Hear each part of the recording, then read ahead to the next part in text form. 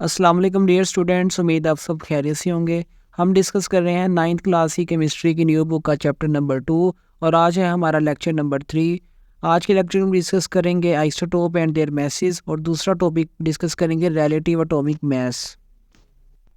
सबसे पहले हम देखते हैं कि आइसोटोप्स क्या होते हैं। वो कहते हैं all the atoms of an element must necessarily have the same atomic number but their mass number में vary depending upon the number of neutrons present in the nucleus.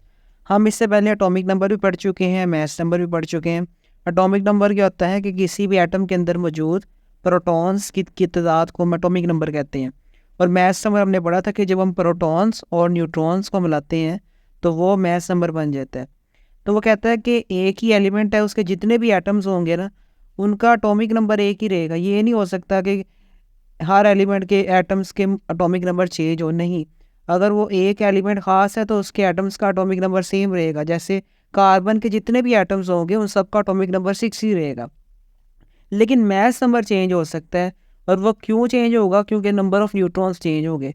तो जैसे ही नंबर ऑफ़ न्यूट्रॉन्स में थोड़ी बहुत changes आएंगी तो mass number change होगा, लेकिन वो स्टिल एलिमेंट वही रहेगा, एलिमेंट में कोई चेंज नहीं आएगा। तो atoms of the same element having different number of neutrons in their nucleus are called isotopes. इन एटम्स को जिनके एटॉमिक नंबर तो सेम होते हैं लेकिन उनके मास नंबर में फ़र्क आ जाता है न्यूक्लियस के तादाद में चेंज होने की वजह से, उनको हम कहते हैं आइसोटोप्स। फॉर एग्जांपल हम एलिमेंट कोई भी ले लेते हैं, कार्बन है। अब कार्बन के 3 आइसोटोप्स हैं। अगर कार्बन के एटॉमिक नंबर की बात करें तो वो है 6। अगर आप उसके तीनों आइसोटोप्स देखें तो उन तीनों का एटॉमिक नंबर 6 सेम है, अलबत्ता उनका जो मास नंबर है वो चेंज हो रहा है। जैसे एक का मास नंबर है 12, एक है मास नंबर 13 और एक का मास नंबर है 14। तो ये 3 एटम्स हैं कार्बन के जिनका मास नंबर चेंज है, तो ये तीनों क्या बन जाएंगे? आइसोटोप्स बन जाएंगे। अगर आप डायग्राम देखें कार्बन की तो आप देखिए पहला जो है उसमें उसने लिखा है 6 प्रोटॉन्स एंड 6 न्यूट्रॉन्स और उसके अंदर जो उसका मास नंबर है वो है 12।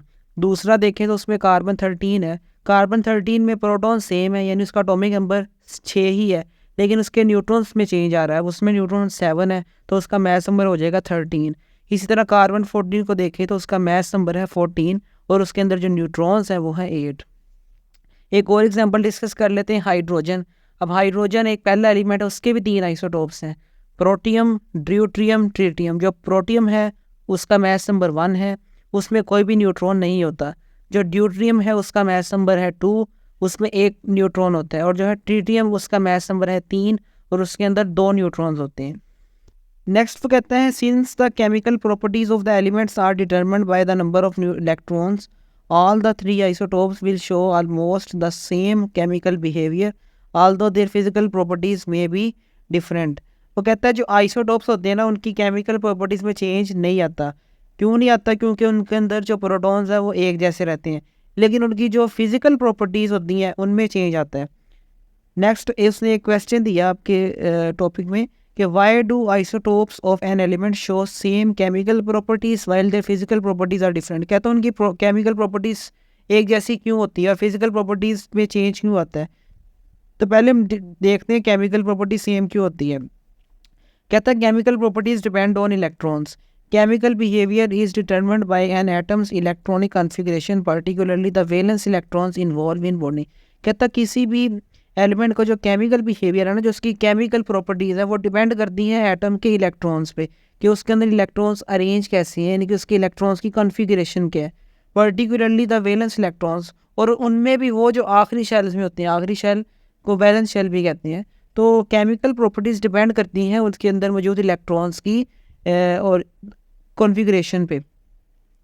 अब हमें आइसोटोप्स का पता है कि उनके अंदर प्रोटॉन्स भी सेम होते हैं और इलेक्ट्रॉन्स भी सेम होते हैं। इट मीन्स कि उनकी केमिकल प्रॉपर्टीज़ सेम होंगी। अब फिजिकल प्रॉपर्टीज़ पे आते हैं तो physical properties depend on mass. Physical properties mass पे डिपेंड करती हैं। फिजिकल प्रॉपर्टी जैसा कि डेंसिटी है, उसके बॉइलिंग मेल्टिंग पॉइंट्स हैं, are influenced by atomic mass. Isotopes have different number of neutrons resulting in different masses. अब जो फिजिकल प्रॉपर्टीज़ हैं वो डिपेंड करती हैं उनके मैसेज पे। अब जब मैसेज में डिपेंड करेगा न्यूट्रॉन्स कितने, जब न्यूट्रॉन्स की तादाद चेंज होगी तो इट मीन्स उसका मास भी चेंज हो रहा है, तो उनकी प्रॉपर्टीज़ भी आपस में चेंज हो जाएंगी। नेक्स्ट आपका टॉपिक है रेडियो एक्टिव आइसोटोप्स। आइसोटोप्स हम पढ़ चुके हैं कि किसी भी एलिमेंट के वो एटम्स कि जिनका एटॉमिक नंबर सेम हो लेकिन मास नंबर फ़र्क हो, उनको हम कहते हैं आइसोटोप्स। अब हम आते हैं रेडियो एक्टिव आइसोटोप्स पे।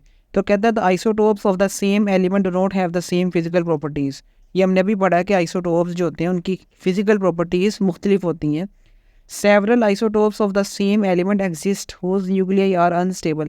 कहता कुछ आइसोटोप्स ऐसे भी होते हैं कि जिनके जो न्यूक्लियाई हैं, यानी कि जो न्यूक्लियस है वो अनस्टेबल होता है। अब वो अनस्टेबल क्यों होता है, उसकी एक बड़ी वजह होती है कि जो न्यूक्लियस में मौजूद प्रोटॉन्स और न्यूट्रॉन्स होते हैं ना, उनकी तादाद में फ़र्क आ जाता है, जिसकी वजह से न्यूक्लियाई जो है ना अनस्टेबल हो जाता है। यहाँ पे उसने लिखा है instability means they emit excess energy in the form of radiation. तो जब वो अनस्टेबल होते हैं तो वो क्या करते हैं, तो वो एनर्जी को रिलीज़ करते हैं रेडिएशंस की फॉर्म में, जैसे अल्फ़ा बीटा गामा, ये सारी रेडिएशंस की टाइप है। तो जब वो न्यूक्लियाई अनस्टेबल हो जाते हैं तो वो रेडिएशंस एमिट करते हैं अपने आप को स्टेबल करने के लिए। This process of emission of radiation is called radio activity. अब ये जो प्रोसेस है जिसके अंदर वो अनस्टेबल न्यूक्लियाई एनर्जी रिलीज़ करते हैं रेडिएशंस की फॉर्म में, इसको कहते हैं radio activity. And the isotope which emit energy is called radio active isotope. और उन आइसोटोप्स को हम कहते हैं रेडियो एक्टिव आइसोटोप्स। इसकी एग्जांपल क्या है, जैसे अभी हमने आइसोटोप्स पढ़े हैं हाइड्रोजन के 3, उसमें जो ट्रीटियम है ना वो है रेडियो एक्टिव आइसोटोप, और जो अदर 2 आइसोटोप्स हैं प्रोटियम और ड्यूटेरियम वो स्टेबल है, वो किसी भी किस्म की एनर्जी रिलीज़ नहीं करते।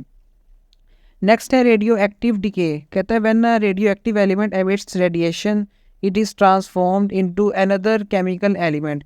कहता है जब कोई भी अनस्टेबल न्यूक्लियस या अनस्टेबल आइसोटोप एनर्जी रिलीज़ करता है ना, तो वो अपने आप को कन्वर्ट कर लेता है किसी और आइसोटोप के अंदर या किसी न्यू एलिमेंट के अंदर। This process is called radio active decay. तो इस प्रोसेस को कहते हैं radio active decay. This new element में बी स्टेबल और may be radio active so that it also मिट रेडिएशन। अब 2 सूरतें हैं कि वो जो एलिमेंट जो या जो आइसोटोप है जिसने एनर्जी रिलीज़ की है, अब वो नए आइसोटोप में कन्वर्ट होगा। अब जो नया आइसोटोप है वो स्टेबल भी हो सकता है और अनस्टेबल भी हो सकता है। अगर तो वो अनस्टेबल हुआ तो वो भी एनर्जी रिलीज़ करेगा। अब राइट साइड पे अगर आप डायग्राम देखें तो उसमें कई रिएक्शंस दिए हुए हैं। पहला अगर हम देखें U23892, अब ये यूरेनियम एलिमेंट है, ये उसका आइसोटोप है एक, इसका मैस नंबर है 238 और एटॉमिक नंबर है 92। अब ये अनस्टेबल होता है तो ये क्या करेगा, एनर्जी रिलीज़ करेगा, और जब ये एनर्जी रिलीज़ करेगा तो ये कोई नया आइसोटोप बन जाएगा। तो आप देखें ये नया एलिमेंट बन गया थोरियम। तो U238 कन्वर्ट हो गया किसके अंदर, थोरियम के अंदर। अब ये जो थोरियम है ना ये भी अनस्टेबल होता है, तो ये क्या करेगा, ये मज़ीद दोबारा से अपने आप को स्टेबल करने के लिए मज़ीद एनर्जी रिलीज़ करेगा। तो अगर हम दूसरा रिएक्शन देखें तो उसमें थोरियम फिर कन्वर्ट हो गया है एक नए एलिमेंट के अंदर Pa के अंदर, और उसमें उसने एनर्जी को रिलीज़ की है। और तीसरे रिएक्शन में उसने एक नई एग्जांपल दी है बिस्मिथ की।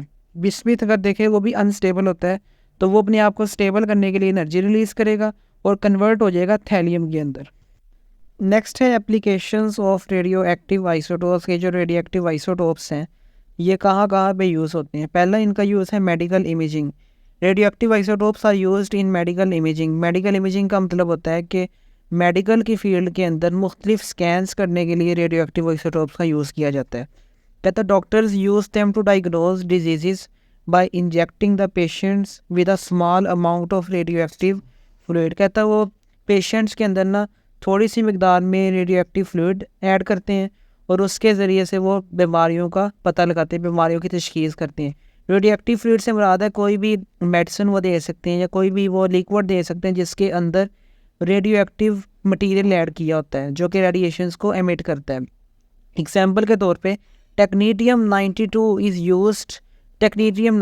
Is used for diagnostic imaging across human organs like brain, lungs etcetera. कहता है एक टेक्नीडियम 99 एक रेडियो एक्टिव आइसोटोप है, वो पेशेंट्स के अंदर ऐड करते हैं और वो पेशेंट्स के अंदर जाके डिजीज़ को डायग्नोस करता है, मेनली किसके अंदर, लंग्स के अंदर और ब्रेन के अंदर। Doctor use a special camera to watch how the radioactive fluid moves. अभी जो रेडियो एक्टिव मटीरियल है ये जब बॉडी में जाएगा ना वहाँ से ये रेडिएशंस को रिलीज़ करेगा, रेडिएशंस को एमिट करेगा। तो इन रेडिएशंस को डिटेक्ट करने के लिए ख़ास कैमराज यूज़ होते हैं, वो उन रेडिएशंस का पता लगाते हैं।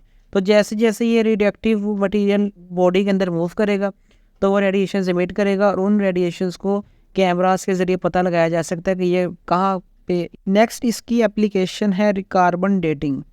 इससे पहले मैं ये बात पता होनी चाहिए कि जितने भी organic matter, non organic matter से मुराद जितने भी लिविंग ऑर्गेनिजम्स हैं, जितने भी प्लांट्स हैं, एनिमल्स हैं जिनके अंदर कार्बन मौजूद होता है, उन सब के अंदर कुछ ना कुछ मिकदार में कार्बन 14 आइसोटोप मौजूद होते हैं।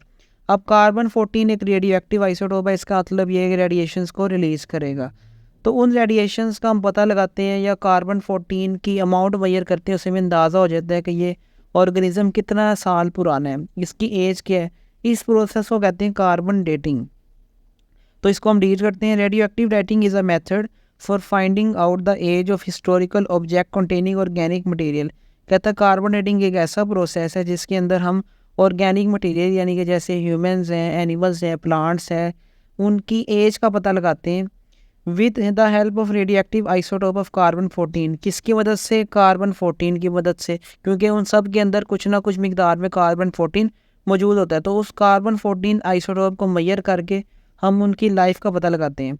This method involve measuring the proportion of carbon 14 in a sample from a dead plant और animal like a piece of wood और अ बोन। क्या था, पुराने जितने भी ऑर्गेनिजम्स हैं वो पूरी तरह तो नहीं मिलते, उनकी बाकियात मिलती हैं, उनकी कुछ बोन्स मिल जाती हैं या उनका कोई ना कोई पीस ऑफ वुड मिल जाता है। तो उसके अंदर हम कार्बन 14 का पता लगाते हैं कितनी अमाउंट में, उसके ज़रिए से हम उनकी एज कैलकुलेट करते हैं। which provide information that can be used to calculate when the animal died or when the plant died। तो इससे हमें पता लगता है कि फ़लाँ एनिमल कब मरा था, उसकी एज कितनी होगी। The older the sample is the less carbon 14 is to be detected. तो जो सैम्पल जितना पुराना होगा उसके अंदर उतनी ही कम मिकदार में कार्बन 14 होगी। तो इससे हमें पता लगेगा कि ये ऑर्गेनिज्म कितने साल पुराने हैं। बाकी इससे कुछ अदर यूजेस हैं, जैसा कि radioactive isotopes are used to test the strength of metals and concrete mixture. इससे हम ये पता लगा सकते हैं कि जो मेटल है कितना मजबूत है और जो कंक्रीट मिक्सचर है वो उसकी क्या सलाहियत है। Generate cheap nuclear power. Nuclear power plants हैं उनके अंदर इसका यूज़ कर सकते हैं, उससे हम मुख्तलिफ न्यूक्लियर पावर का इस्तेमाल कर सकते हैं। फाइंड ऑयल फील्ड्स, ये पता लगा सकते हैं कि कहाँ पे ऑयल मौजूद है। Diagnose and treat medical conditions and disease like cancer and thyroid disorder. मुख्तलिफ बीमारियाँ जैसे कैंसर है, थायराइड कैंसर है, उन सब का हम ट्रीटमेंट कर सकते हैं। नेक्स्ट टॉपिक है ionization of atoms by radioactive source. The radiations emitted from the radioactive source causes atoms to ionize। कि वो जो रेडियोएक्टिव सोर्स है ना, उससे जो रेडिएशंस निकलती हैं उनमें इतनी एबिलिटी होती है कि वो एटम्स को आयनाइज कर सकती हैं। आयनाइज का मतलब होता है कि वो एटम में से इलेक्ट्रॉन्स को निकाल सकती हैं और उनको आयंस के अंदर कन्वर्ट कर सकती हैं। For example, radiations emitted by the radioactive element radium 226 can remove an electron और electrons from an atom. For example, एक रेडियोएक्टिव आइसोटोप है रेडियम 226, इसके अंदर से जो रेडिएशंस निकलती हैं ना, वो एटम में से इलेक्ट्रॉन्स को निकाल सकती हैं। इसके अलावा भी और रेडियोएक्टिव आइसोटोप्स ने सिंपल एक एग्जांपल दी है। However, this ionizing radiations must have enough energy to remove the tightly bound electron from the atom's orbit। कहता है लेकिन उनमें इतनी एनर्जी होनी चाहिए कि वो किसी भी एटम में से इलेक्ट्रॉन्स को निकाल सकते हैं। अगर वो एनर्जी कम है तो वो इलेक्ट्रॉन को निकालना मुश्किल हो जाएगा। एग्जाम्पल के तौर पर डिस्कस करते हैं। An electron can be lost when ionizing radiations collide with the atom and forces the electron away.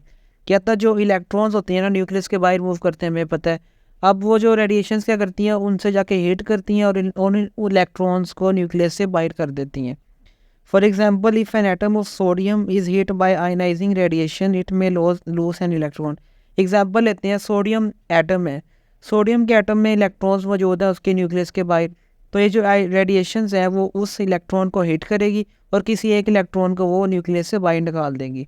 This process converts the atom into positively charged ion. अब जब उसमें से इलेक्ट्रॉन निकल गया तो उस पर पॉजिटिव चार्ज आ जाएगा, तो वो सोडियम आयन बन जाएगा। रिएक्शन अगर आप देखें तो सोडियम एटम हमारे पास मौजूद है, उस पर हमने रेडिएशंस लगाई, रेडिएशन ने उनमें से एक इलेक्ट्रॉन निकाल दिया तो वो कन्वर्ट हो गया सोडियम केटाइन के अंदर, Na+। Relative atomic mass. Ever since the existence of atoms was recognized, chemist have tried to find out a method to compare the masses of different atoms. कहता है जब से एटम्स के बारे में पता लगा कि वो एग्जिस्ट करते हैं, तब से जो केमिस्ट हैं वो इस बात की कोशिश कर रहे हैं कि किसी ना किसी तरह मुख्तलिफ एटम्स के जो मैसेज हैं ना, उनको हम आपस में कंपेयर कर सकें। This was necessary because without knowing the relative masses of atoms we would not know how in what mass ratio to mix reactant to carry out a chemical reaction.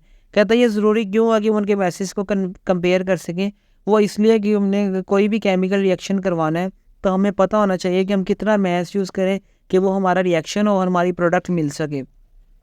In 1961, chemists adopted a new scale for the measurement of the relative atomic masses of atoms। कहते हैं 1961 में जो chemist थे उन्होंने एक नया scale बनाया measurement के लिए कि उनके मैसेज को हम आपस में कंपेयर कर सकें। The unit mass on this scale is 1/12 of the mass of the lighter isotope of carbon taken as 12। कहते हैं ये जो मैस बनाया ना उसके अंदर जो कार्बन है उसको उन्होंने स्टैंडर्ड बनाया कि हम कार्बन से बाकी जितने भी एटम्स हैं उनका कंपैरिजन करेंगे, और उस कार्बन को उन्होंने मैस दिया 12। The mass of one atom of carbon was on this scale is exactly 12 and the masses of other atoms are measured relative to this unit। अब कार्बन हमारा स्टैंडर्ड सेट हो गया कि हमने कार्बन को फॉलो करना है कि कार्बन 12 है, तो बाकी मैसेज जो है ना इससे कंपेयर होंगे कि कार्बन से वो कितने ज़्यादा हैं या कितने कम है। जैसे हाइड्रोजन है उसका मैस 1 होता है तो वो कार्बन के कंपैरिजन में 1 है। इसी तरह ऑक्सीजन है उसका मैस 16 है तो वो कार्बन के कंपैरिजन में 16 है। तो यहाँ से हम इसको डिफाइन कर सकते हैं, the mass of an atom of that element relative to the mass of light isotope of carbon taken as 12। कि किसी भी एलिमेंट के एटम का मैस जब हम उसको कंपेयर करेंगे कार्बन के एटम के साथ और उस कार्बन के एटम का मास हमने लिया हुआ 12, तो इसको हम कह देंगे रिलेटिव एटॉमिक मैस। जैसे कि हाइड्रोजन है, हाइड्रोजन के मैस को जब हम कंपेयर करते हैं कार्बन से तो वो 1 निकल के आता है, तो ये जो 1 है ये है रिलेटिव एटॉमिक मैस। अब चलते हैं इसके यूनिट की तरफ। The relative atomic masses of elements are expressed in atomic mass unit. इसका जो यूनिट है वो है AMU, एटॉमिक मैस यूनिट। जैसे हम कोई भी क्वांटिटी मैयर करते हैं, मिकदार मैयर करते हैं तो उसका यूनिट है किलोग्राम। जब हम डिस्टेंस मैयर करते हैं तो उसका यूनिट होता है मीटर।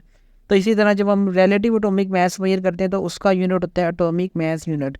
अब इसको डिफाइन भी इसने किया हुआ, it is defined as 1/12 the mass of an atom of carbon 12, कि जो कार्बन 12 है उसका 1/12 पार्ट। अब 1 AMU की वैल्यू उसने प्रोवाइड किया कि एक एटॉमिक मैस यूनिट कितने किलोग्राम के बराबर है, तो 1.67377 मल्टीप्लाई 10⁻⁻27 किलोग्राम। तो ये इसका एक कन्वर्जन है। एग्जाम्पल हम डिस्कस कर लेते हैं रिलेटिव एटॉमिक मैसेज की। तो एक मैंने आपको भी प्रोवाइड किया कि the mass of one atom of hydrogen 12 on the atomic matrix scale is 1.007 AMU। के जो हाइड्रोजन है उसके एटम का मैस 1.007 AMU है, और ये कब निकला, जब हमने उसको कंपेयर किया कार्बन 12 के साथ। नेक्स्ट एक और एग्जांपल उसने दिया था mass of one atom of sulphur 32, के जो सल्फर 32 है उसके एक एटम का मैस है 32.065 AMU। और नेक्स्ट मूव करते हैं calculations of relative atomic mass from isotopic abundance. कहता है an element typically consist of several isotope with different mass number known as relative isotopic masses. हम अभी पढ़ चुके हैं कि मुख्तलिफ एलिमेंट्स होते हैं, उनके डिफरेंट आइसोटोप्स होते हैं, तो उन डिफरेंट आइसोटोप्स को जब हम आपस में कंपेयर करेंगे तो उनके मैसेज को कहते हैं relative isotopic message. Each isotope occur naturally with a specific isotopic abundance. कहता है हर आइसोटोप है ना हमारी नेचर में मुख्तलिफ मिकदार में होता है। कुछ आइसोटोप ज़्यादा मिकदार में मौजूद होते हैं, कुछ आइसोटोप कम मिकदार में मौजूद होते हैं। जैसा कि हमने कार्बन के 3 आइसोटोप डिस्कस किए हैं, कार्बन 12, कार्बन 13, कार्बन 14। उसमें जो कार्बन 12 है वो हमारी नेचर में ज़्यादा होता है, इनकी परसेंटेज अबंडेंस ज़्यादा है। अब हम इससे कैलकुलेट करते हैं रिलेटिव एटॉमिक मैस। तो उसका फार्मूला है M1P1 plus M2P2 plus M3P3 divided by 100। अब यहाँ पे M1, M2, M3 की हैं।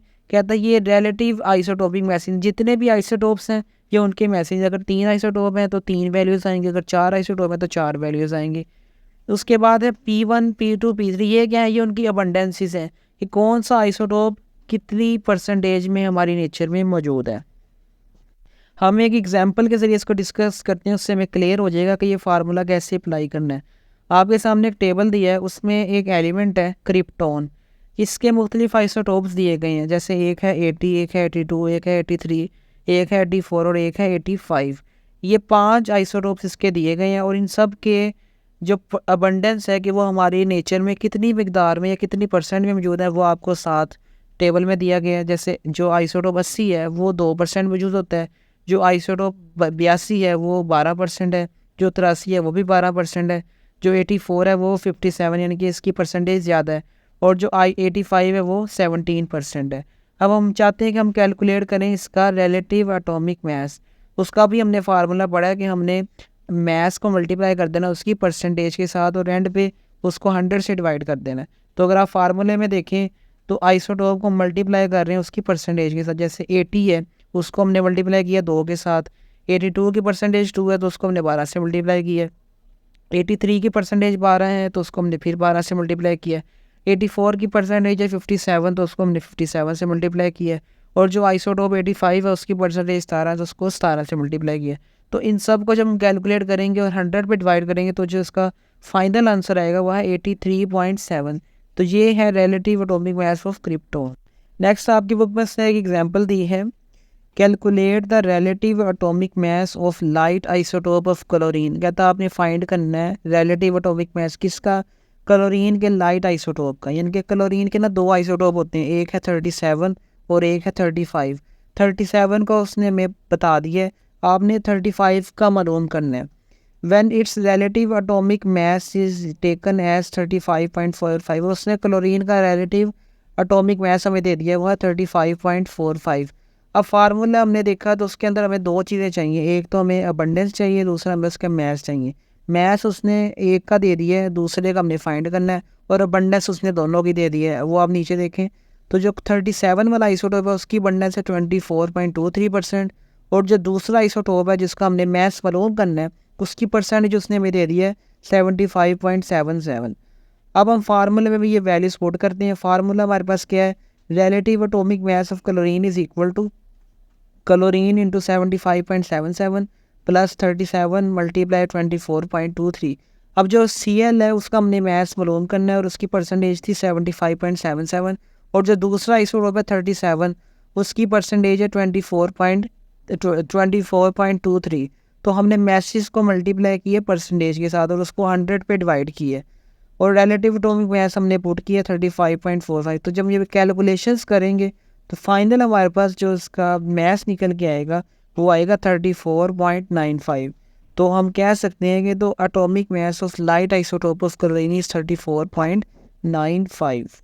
नेक्स्ट उसने एक एक्सरसाइज दिया कि आपने अगेन फार्मूले का यूज़ करके फाइंड करना है। कहता है calculate the relative atomic mass of lead.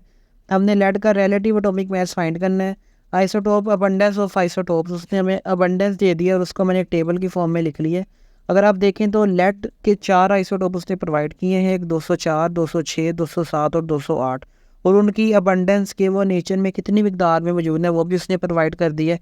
जैसे आइसोटोप 204 है वो 2% है, 206 है वो 24% है, 207 है वो 22% है, और जो 208 है वो है 52%। हमें फाइंड क्या करना है, हमें रिलेटिव एटॉमिक मास फाइंड करना है लेड का। फार्मूला हमें पता है कि हमने अबंडेंस को मल्टीप्लाई कर देना है आइसोटोप के मास के साथ और उसको 100 पे डिवाइड कर देना, तो हमें रिलेटिव एटॉमिक मास मिल जाएगा। तो आप फार्मूला देखें तो उसमें हम हर आइसोटोप को मल्टीप्लाई करें उसकी अबंडेंस के साथ। जैसे पहला आइसोटोप है 204, उसको हमने मल्टीप्लाई किया उसकी अबंडेंस यानी 2% के साथ।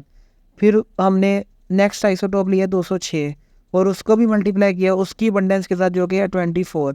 तीसरा आइसोटोप है 207, उसको मल्टीप्लाई किया उसकी अबंडेंस 22 के साथ, और जो चौथा आइसोटोप है उसकी अबंडेंस है 52, उसको हमने मल्टीप्लाई किया 208 के साथ। तो जब इसको मल्टीप्लाई करेंगे और 100 पे डिवाइड करेंगे तो जो फाइनल आंसर हमारे पास आ रहा है वो होगा 207.22। तो ये इस रिलेटिव एटॉमिक मास है लेड का। इसके अलावा उसने कुछ क्वेश्चंस दिए हुए आपके टॉपिक के अंदर। कहता why does a radioactive isotope emit radiation. के जो रेडियो एक्टिव आइसोटोप्स होते हैं हमें पता है कि वो स्टेबल नहीं होते, तो वो रेडिएशंस क्यों एमिट करते हैं, क्यों उनके अंदर अनस्टेबिलिटी आ जाती है। तो इसका जवाब देखें, a radioactive isotope emit radiation to achieve greater nuclear stability. कि वो जो रेडियो एक्टिव आइसोटोप होता है वो एनर्जी रिलीज़ करता है ताकि अपने आप को वो स्टेबल कर सके। This occurs because the nucleus of the radioactive isotope has an unstable ratio of proton to neutrons leading to excess energy. क्या तो उसके अंदर जो प्रोटॉन्स और न्यूट्रॉन्स होते हैं उसके न्यूक्लियस में उनकी तादाद अनस्टेबल हो जाती है, उसकी वजह से उनकी एनर्जी बढ़ जाती है। The isotope undergoes radio active decay, जिसकी वजह से वो फिर एनर्जी रिलीज़ करता है। किसकी फॉर्म में, अल्फ़ा बीटा गैमा रेज की फॉर्म में, and transform into a more stable configuration, और अपने आप को किसी स्टेबल एलिमेंट के अंदर कन्वर्ट कर लेते हैं। Examples of a radioactive isotope that disintegrate to give a stable form atom, कहता है आप एग्जाम्पल भी दें कि जिसके अंदर कोई भी एलिमेंट पहले अनस्टेबल था फिर वो अपने आप को स्टेबल कर लेता है। तो अगर आप उसकी एग्जांपल देखें तो रिएक्शन में उसने दिया हुआ है कि कार्बन 14 एक आइसोटोप है जो कि अनस्टेबल होता है, वो एनर्जी रिलीज़ करता है बीटा डीके में, और वो कन्वर्ट हो जाता है नाइट्रोजन के एलिमेंट के अंदर जो कि स्टेबल होता है। उसके साथ कुछ आपके इन टॉपिक्स के अंदर इंटरेस्टिंग इन्फॉर्मेशन प्रोवाइड की है, उनको भी देख लेते हैं। कहता the same element occurs everywhere in the universe, matters on Mars और in any other planet consist of same elements found on the earth. कहता जो एलिमेंट डिस्कवर हो चुके हैं ना 118, वो एलिमेंट हमारी पूरी यूनिवर्स में है। ये नहीं है कि मार्स के ऊपर कोई नए एलिमेंट होंगे, नहीं, जो एलिमेंट अर्थ के अंदर है वही मार्स पे होंगे। हाँ, वो उनकी तादाद में फ़र्क आ जाता है, कुछ एलिमेंट वहाँ पे कम होंगे, कुछ ज़्यादा होंगे। नेक्स्ट इन्फॉर्मेशन है your bodies atomic makeover, 98% of atoms replaced annually. कहता है जो हमारी बॉडी है ना वो तकरीबन हर साल 98% एटम रिप्लेस कर देती है, यानी कि नए एटम्स आ जाते हैं उसकी जगह। Gallium has many interesting properties. Gallium अब एक एलिमेंट है, उसकी कुछ खास प्रॉपर्टीज़ होती हैं। पहली क्या है, it's melting point is below body temperature so it is liquid at room temperature. जो उसका मेल्टिंग पॉइंट है ना वो हमारी बॉडी के टेम्परेचर से कम होता है, यानी कि हमारी बॉडी का टेम्परेचर उसके मेल्टिंग पॉइंट से ज़्यादा होता है, इसलिए अगर आप उसको हाथ पे रखेंगे तो फ़ौरन मेल्ट ही रहता है वो। It does not evaporate. दूसरी इसकी प्रॉपर्टी है कि वो वेपोरेट नहीं होता, यानी कि उसके अंदर वेपर्स कम बनते हैं। उम्मीद है आपको आज का लेक्चर पसंद आया होगा। अगर आपका कोई भी क्वेश्चन है तो आप कमेंट में पूछ सकते हैं। आपसे मुलाकात होगी अगले लेक्चर में। अल्लाह हाफिज़।